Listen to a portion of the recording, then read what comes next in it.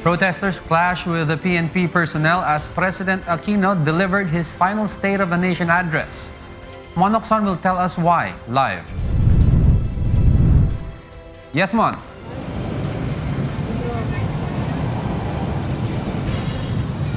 Jago, it's a usual scenario every year during President Aquino's State of the Nation address when protesters often clash with police personnel.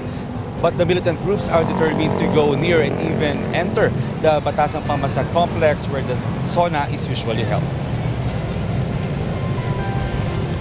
On the other hand, the MMDA and the PNP usually set up different types of barricades. For this year, aside from concrete barriers, barbed wire, metal fences, and huge empty container vans are being set up. The PNP also deploys a number of its personnel to ensure that no one will barge in to interrupt the president's SONA. As early as 7 in the morning, several militant groups started to march towards Commonwealth Avenue. Upon arriving at the protest area, they staged a short program and afterwards, they set on fire a smaller effigy of the president. Minutes later, some protesters caught and beat up a PNP intelligence personnel who suffered multiple bruises from the incident. Before lunchtime, thunderstorm occurred, yet protesters continued to march, unmindful of the heavy rains in order to move closer to the PNP barricades. With the huge barricade ahead of them, the protesters tried to find an alternative entrance that eventually triggered tension between them and the police.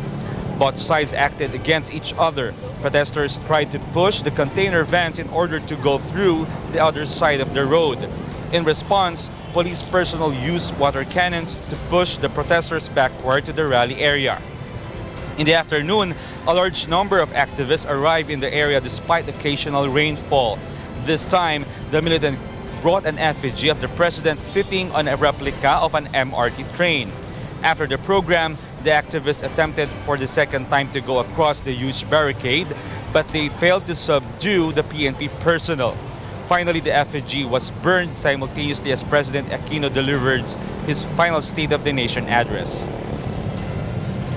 Jago, as of now, the barricades are being removed one by one, and the westbound lane of the Commonwealth is now open for motors. That's the latest. Back to you.